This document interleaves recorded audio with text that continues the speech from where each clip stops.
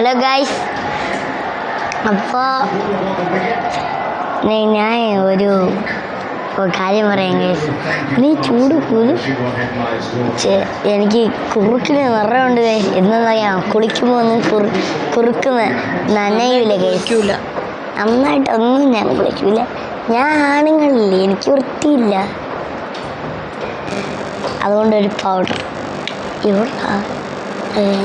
Powder പേരെന്ത്? അപ്സറ.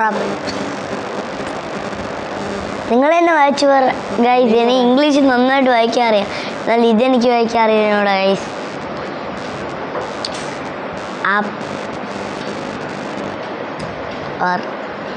ഇത് തുറന്നു ഇതാ ഇതെൻ്റെ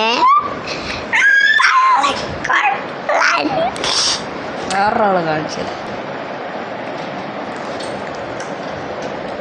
അടുത്ത് അവിടെ ഉണ്ട്.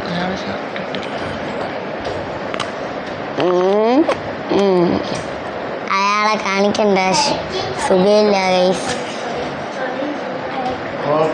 ഭ്രാന്താണ് ഗൈസ്, മാനസിക രോഗം.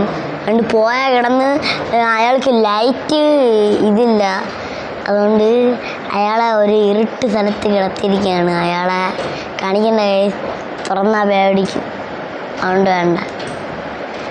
ഞങ്ങളുടെ വീട്ടിലൊക്കെ ഇങ്ങനെയൊക്കെ പ്രശ്നമുണ്ടോ ഗൈസ്? ഇത് തുറന്ന് നോക്കണം.